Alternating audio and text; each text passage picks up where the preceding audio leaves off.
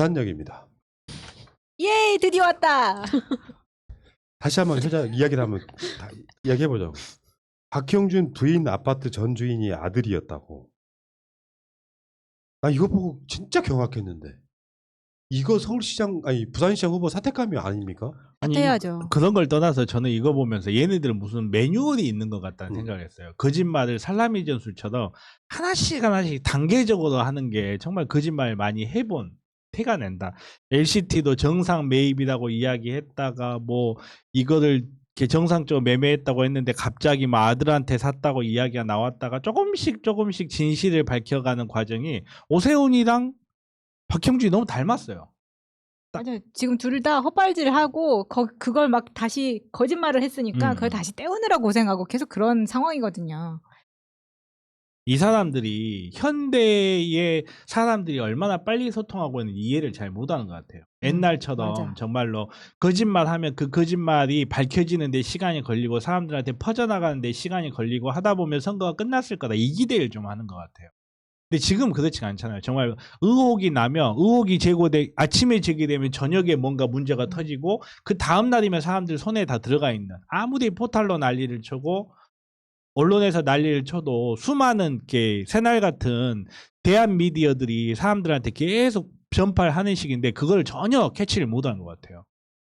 그리고 부모 자식 간에는 보통 재산이 있으면 증여를 하잖아요. 근데 이렇게 매매를 하는 부분은 양도소득세가 증여세보다 싸기 때문이거든요. 그러니까 이게 어차피 전 주인이 아들이라고 하는 거는 결국은 이것도 세금을 피하려고 했던 행위다라는 거죠. 그러니까 내가 생각하는 가장 의혹은 뭐냐면요. LCT 건물이 3개나 있잖아. 근데 공교롭게도 위아래층을 돈 주고 살 가능성이 얼마나 될까 싶은 거야. 애초에 그 사람들 집이 아니었다면. 차명이었건 이영복 측에서 그냥 박형준 내의 몫으로 세이브를 해뒀건 위아래층을 산다는 것 자체가 이게 지금 그 당시에 보도를 보니까요. LCT 조기 완판 뭐 된다 그러고 2015년 정도에 보니까 어마어마한 인기를 누렸던 곳이거든요. 근데 그 많은 아파트 중에 위아래층을, 그러니까 예를 들면 이런 거지. 아래층을 내가 살고 그러니까 내 거 샀다고 쳐. 뭐가 하나 나와가지고. 근데 그 바로 2층을 웃돈 조금 주고 그걸 내가 구입할 수 있는 가능성이 얼마나 되겠냐고. 이거 처음부터 그렇게 설계되어 있지 않으면 그게 불가능하다고 그렇죠. 보는 거예요. 네. 그리고 2016년도에 보도가 또 나왔었는데 그 B동 3호 라인 9층 이상부터 20층까지의 물건 중에 10개 정도는 시장에 아예 나오질 않았었다고 하거든요. 근데 딱 그 박형준의 아들, 딸들이 있었다는 그곳이 B동 3호 라인의 17층, 18층이 있지 않습니까? 시장이 안 나오고 쿠팡에서 샀나 보죠. 이게 부동산이라는 게 그렇잖아요. 되게 재밌잖아요. 부동산, 사실 저는 부동산을 정말 모르는 사람이에요. 정말 모르는 사람인데 이 LCT 같은 위치에 100층짜리 건물이 들어서고 그 많은 동수 중에서 한 라인의 위아랫집이 같은 시기에 매물로 나오고 같은 시기에 그것도 매물로 나왔는데도 손해보면서 팔아. 손해까지는 아니죠. 500만 원, 700만 원. 사실상 손해지. 이거 오세훈 계산하면 완전 손해지. 아무튼 이런 손해를 보면서 파는 거를 확률로 계산하면 계산이 안 나죠.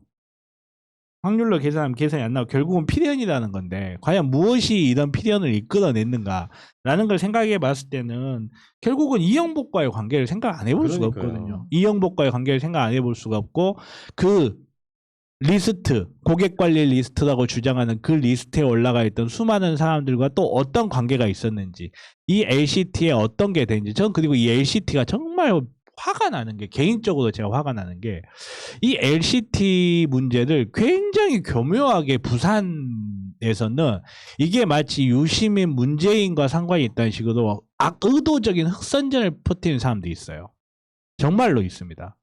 이게 부산에 있는 친구들하고 여러 번 만날 기회가 있었는데 그 친구들 중에 한 친구가 그런 말을 저한테 그런 이야기해서 야 이거는 진짜 서울 사람들이 모르고 부산 사람들만 아는 건데 LCT는 문재인 유시민 작품이야. 너 그거 몰랐지? 나도 이러더라고요. 그 얘기 들었어. 그러니까요. 그런 식으로 교묘하게 악선전을 하고 자기네들이 이익을 얻어가는 그런 구조라는 의심이 들지 않을 수가 없는 그런 것이거든요. 예. 그래서 이 LCT 문제는 정말로 LH 특검하는 김에 특검해가지고 이거 진짜 정말로 그래요. 예, 정말로 유시민 문재인이 문제 있으면 특검해야죠. 예. 특검하고 아니면 특검해가지고 혓바닥 긴 놈 태영청으로 넘겨야죠. 아, 진짜 충격적이라니까. 2015년 10월 28일 최초 청약이 있던 날 분양권을 갖고 있던 이모 씨한테 그러니까 저기 박형준의 부인 조현 씨가 전 남편과 사이에 낳은 아들 최 씨는 이모 씨한테 20억 2,700만 원을 주고 집을 샀는데, 소위 말하면 프리미엄 700만 원. 그리고 같은 날 그 박형준 부인 조현의 딸 최모 씨도 엄마 아파트 바로 아래층을 최초 분양자로부터 웃돈 500만 원을 주고 샀다면 이건 누가 봐도 이상한 거잖아요. 이렇게 될 가능성은 없다니까. 순수하게 살 수가 없고 불가능하다고. 이거는 돈 흐름만 보면 돼요. 말 그대로 전 남편, 전 아내의 아들이 정말로 자기 돈을 얼마를 쓰고 20억 7천만 원을 정말로 주고 샀는지, 융자를 받았는지, 정말로 500만 원이 왔다 갔다 한 건지, 제가 봤을 때 이거는 금융 기록만 추적해 보면 대충 이렇게 윤곽이 드러날 거라 봐요. 이게 사실 뭐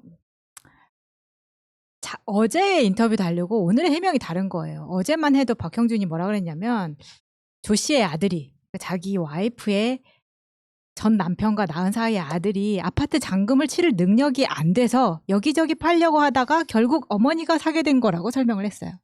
그런데 오늘은 뭐라 그랬냐면 아들은 40대 독자적인 사업을 하는 인물로 본인이 어느 정도 재력이 있었다. 본인이 가지고 있던 부동산을 팔고 LCT에 입주할 생각으로 분양권을 구입했다. 이렇게 이야기를 하는 거예요. 어제는 돈이 없었다며. 오늘은 재력가라고 해. 근데 이 아들이 지금 81년생이거든요. 그러면 2015년 아들 나이는 34살입니다. 34살에. 지금 설명이 안 되는 거예요. 이 지금 계속해서 거짓말을 하다 보니까. 근데 그리고 이 박형준이 계속 뭐 재혼 가정의 감수성이라든지 우리 아이들 하는데 아이들 아닙니다. 40대 중후반들이에요. 그러니까 계속해서 우리는 그 가정이 재혼 가정이라고 뭐라고 하는 게 아닙니다. 아, 재혼 가정 처에 전 남편과의 낳은 아이들도 이렇게 따뜻하게 보듬어 줬구나. 칭찬을 하고 있는 거죠. 파파미네. 우리가 한번 기억을 되돌려 보자고요. 조국 장관님 때 동생이 이혼했는데 그걸 가지고 얘네들이 무슨 짓을 했으며, 맞아. 그리고 이혼한 며느리한테 조국 장관이 어머님이 아파트를 양도한 걸 가지고 얘네들이 무슨 짓을 했습니까? 그거 가지고 상식적으로 말이 되니 안 되니 뭐 이 위장 이혼이니 많이 그 난리를 치고 무슨 돈을 꼼차놨니 안 꼼차니, 돈을 뭐 빼돌리기 위한 수단으로 이혼을 했니 안 했니 그 난리를 쳐놓고 자기네들이 문제 생기니까 재혼 가정의 감수성이 어쩌고저쩌고 기가 막히죠. 그러니까 그 LCT 밑에 있는 그 이상한 조형물을 10억에 했다 그랬잖아.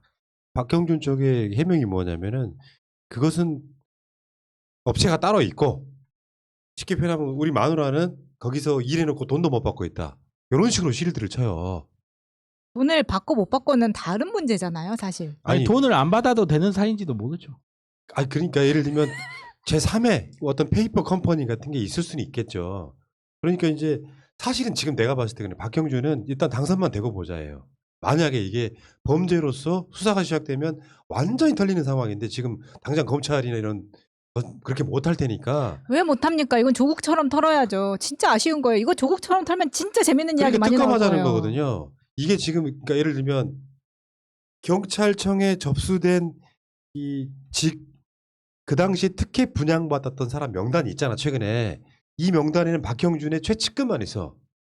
근데 박형준은 실제로 그 명단에는 없지만 오히려 조금 더 괴이해, 그 방식이. 그러니까 그 조형물도 10억짜리라고 하는데 박형준이 그때는 전혀 분양 같은 걸 안 받고 있다가 누구누구한테 겨우 자리가 나서 그거 프리미엄 한 500, 700 주고 위아래층을 얻었다라고 하면 그걸 누가 믿겠냐고. 그러니까 이게 MB한테 배운 거 아니에요. MB가 항상 즐겨 쓰는 방법이 한 쿠션 먹이기잖아요. 자기 이름을 올린다든지 절대 그렇지 않고 차명을 걸고 그 차명에다 쿠션을 한번 먹여서 자기가 빠져나가는 방법 MB가 계속 써왔잖아요.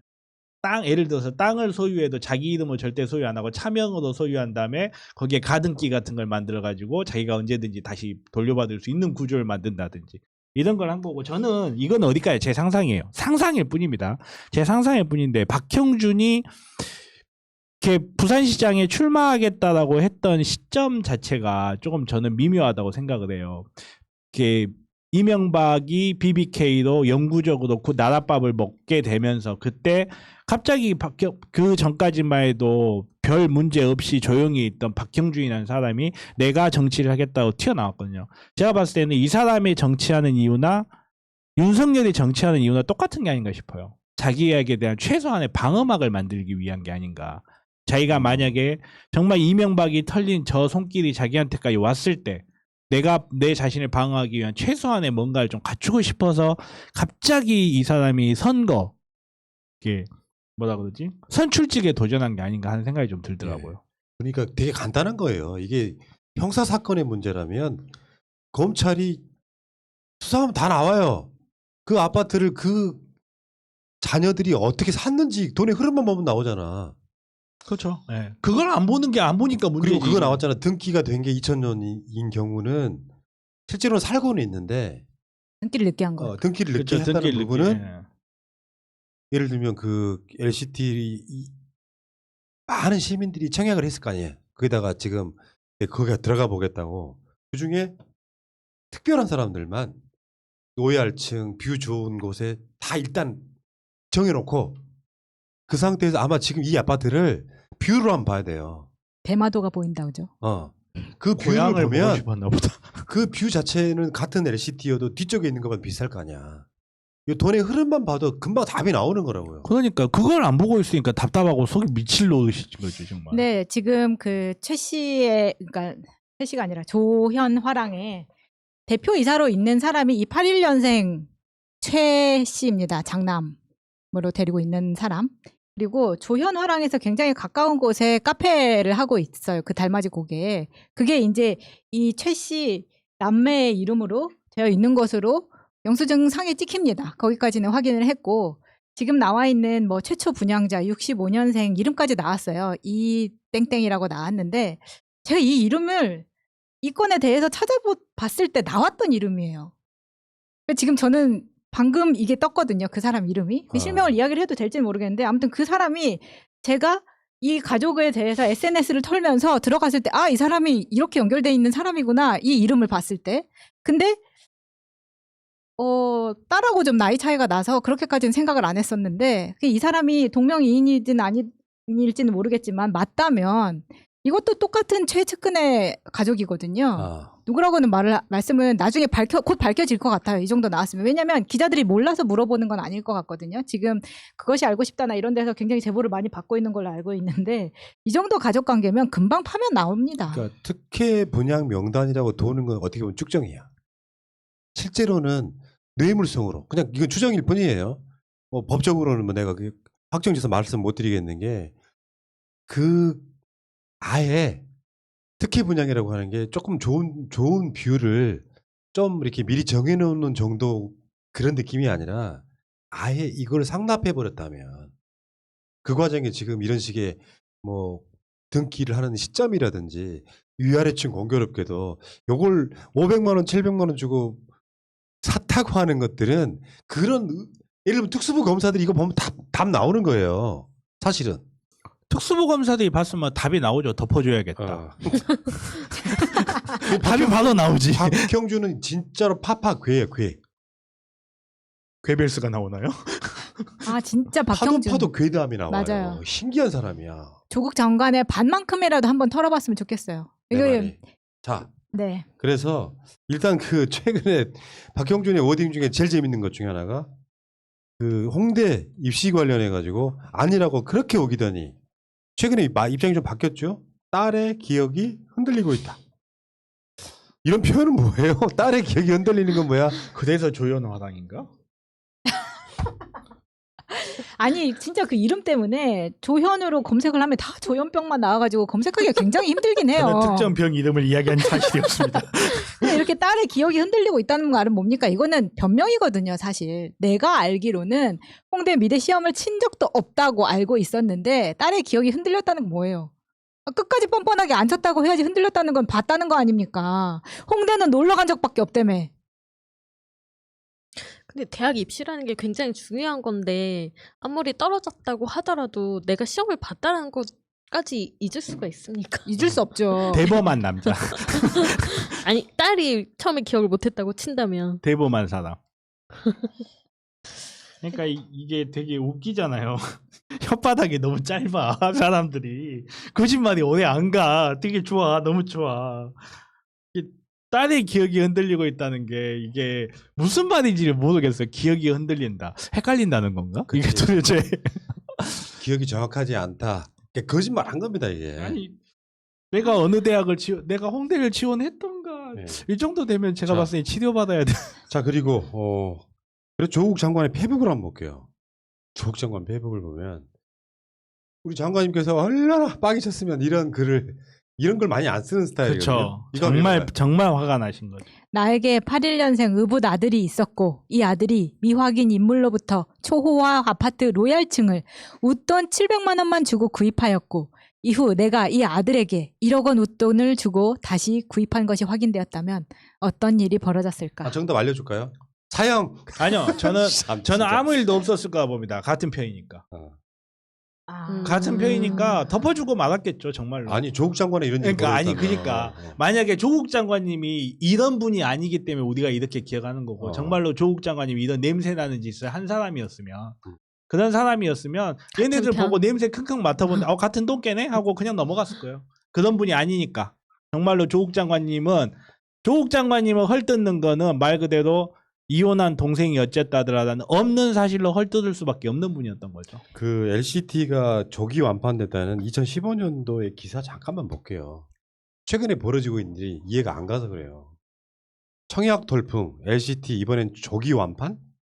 계약 첫날부터 인파 몰린 LCT 더샵 조기 완판되나? 뭐 이런 식으로 그 당시 2015년도 10월 달에 여기 그 어떤 분위기랄까 이런 게 어마어마했대요. 요거를 갑자기 어떤 사람이 분양권만 갖고 있다가 요거를 사들이는데 위아래층을 이거는 수사감이에요. 이게 조기 완판이 아니고 이게 바로 부패 완판이에요. 어. 이게 바로 부패가 완전히 판치는 부패 완판이에요. 이걸 그냥 놔두고 있었던 게 검찰의 문제인 거고 우리 사법체계의 문제였던 거예요. 그걸 넘어서 자기네 어떤 고등법원 법원장인가 하는 사람이 여기에 혜택 보고 검사 출신 혜택 보고 그게 우리나라 법원의 모습이었던 거거든요. 그 10월에는 물음표였지만 2015년 11월 2일 동아일보랑 한국경제는 해운대 LCT 계약 5일 만에 사실상 완판이라는 기사를 똑같이 냈습니다. 예. 그래서 지금 최근에 이제 나오는 보도 중에 박형준 내가 이걸로 시세 차익을 아파트당 한 20억씩 대략 얻었다 그러는데 난 그렇게 생각하지 않습니다. 나는 그 기본적인 번전이 없다고 생각해. 저도 그렇게 생각합니다. 예. 그러면 시세 차익이 아니잖아. 그렇죠. 불로소득이 40억이잖아. 그냥 한채다. 40억도 넘지 않나요? 지금 이야기 오른 가격이 40억인지 두 채가 오른 가격이 40억인 거지 실제 판매 가격은 한 채당 40억 정도 되는 거예요. 그러니까 그러면은 두 채 뭐 얼마야? 80억. 그러면 그게 이제 공식적인 가격이라고 치고 진짜 시세로 따지면 100억이 그냥 떨어진 걸 수도 있다고 저는 추정해 봐요. 아이고 씨 그게 식은땀 나네. 그렇게 추정하는 사람의 의견에 동조하는 의견도 있다는 걸 말씀드립니다. 그래서 저는 조현화랑을 확실하게 파봐야 된다고 생각합니다. 이게 이제 원래 박형준이 재혼할 때부터 재력가라고 소문이 났던 적이 있었더라고요. 이 화랑 주인이. 지금은 아들한테 물려줬지만 실제로 활동은 하고 있을 거고 예. 그 재혼 과정에 대한 상처에 대해서 박형준이 이야기하고 있는데 그렇다면 본인의 친자식들은 뭐 하는지 저는 그것도 궁금해요, 사실. 네. 왜냐하면 전 처와의 사이에 딸이 있는 걸로 알고 있고 지금 처와의 사이에 처가 데리고 온 전 남편과의 지금 아들, 딸이 있죠, 최 씨 둘 빼고 박형준 사이에 낳은 아들이 하나 있는 걸로 알고 있어요. 그러면 그 아들한테는 또 얼마나 해줬을지 섭섭치 않게 해줬을 거 아닙니까? 그러니까 주진우가 그 이재용에 대해서 그런 이야기를 하거든요. 왜 그림이 지금 타이밍에 문제가 되는지. 그림에는 가격표가 없다. 그렇기 때문에 돈 세탁 용도도 사용이 되기도 하고, 이 그림이라는 게 1,000원짜리가 될 수도 있는 거, 100억짜리가 될 수도 있는 거, 가격 붙이기 나름인데, 어떻게 평가가 될지 아무도 모른다라고 이야기를 했어요. 저는 조현화랑 이야기를 하는 게 아니라 이재용 이야기를 하는 거예요. 저 오해하지 윤석열 씨 마세요. 얘기하는 줄 알았네요. 네? 윤석열 씨 얘기하는 줄 알았네요. 아니 공통점이 딱 생기죠. 그런 네. 거 생각해 보면. 그러니까 그 말 그대로 그 조형물이라는 것도 그게 10억인지 아닌지 어떻게 알아요? 아무도 그렇지. 모르잖아. 부르는 게 값인데. 그거지. 그냥 돈 주고 싶어서. 예술 작품을 감히 우리 같은 쓰레기들은 그걸 돈으로 가격을 매기는데 사실은 그런 의도라고 하면 돈 주고 싶어서. 그렇죠. 돈을 초월한 가치가 있는 돈을 거죠. 초월한 가치. 우리는 모르는. 참네. 근데 그게 분명히 내가 봤을 때는 원래는 기본적으로 그 정도 규모면 공모해야 되거든요. 근데 그거 수의계약이라니까. 네가 해. 근데 이게 개인이 받기는 좀 세금이 내면 좀 부담스러우니까 페이퍼 컴퍼니 하나 만들어요. 그렇죠. 거기다가 10억을 주고 나는 하청 받았다. 근데 지금도 돈을 못 받고 있다. 이 지랄 하고 있는 거 아니에요. 또 MB 진짜 옆 훌륭한.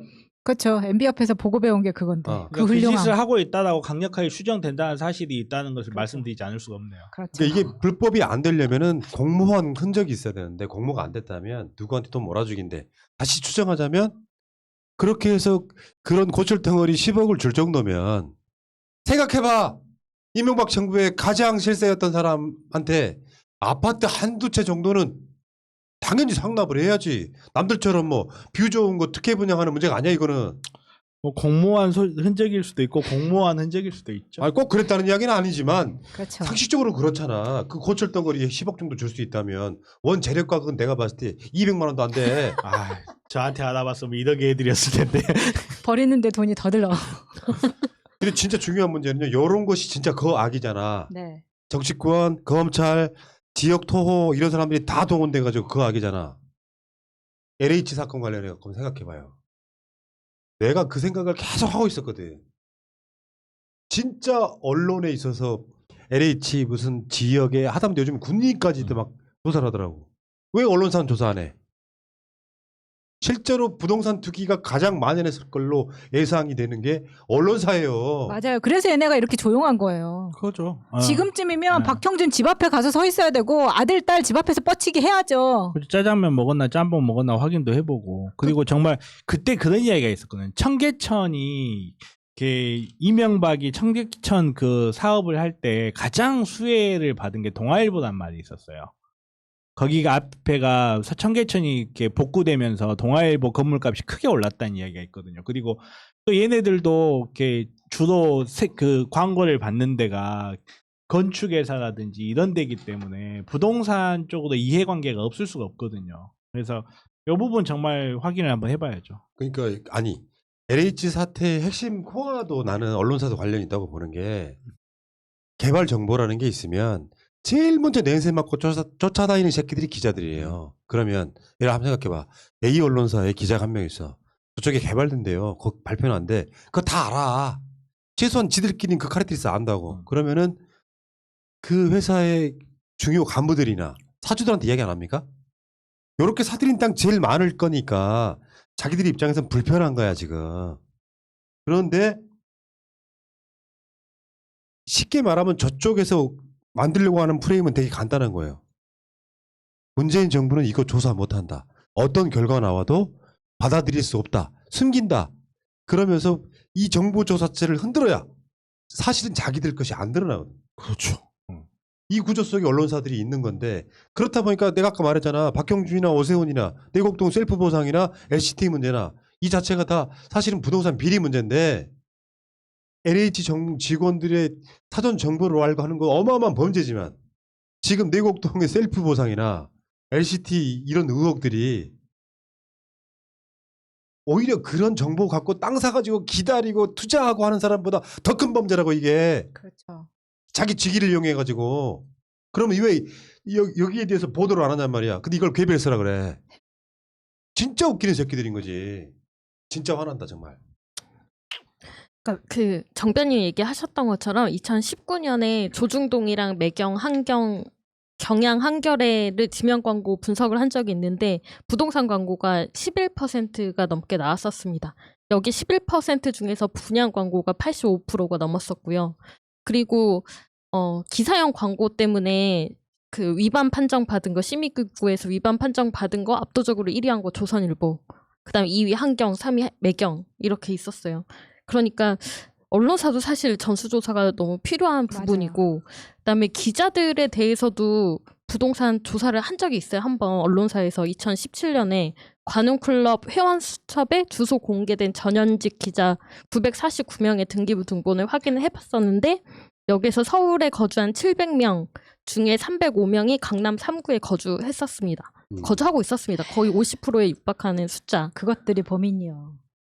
근데 여기에 등록되지 않은 다른 기자들도 있을 거고 이런 것까지 다 해보면 정말 많은 숫자가 나올 거라고 상상이 아니 되죠. 뭐 부동산 하면 방시 집 하나만 딱 갖다 놔도 뭐 웬만한 뭐 부동산 몇 개 합쳐놓은 거보다 웬만한 기업 몇 개 그러니까요. 합쳐놓은 거보다 클 것 같으니까. 혹시 방신의 그 흑석동 집 봤어? 그런 집은 대통령도 못 얻는 자리야. 뭐 거기 직접 있어. 본 건 아니지만 요새 아무튼, 왔는데. 예. 자, 알겠습니다. 오늘 방송 여기까지 합시다.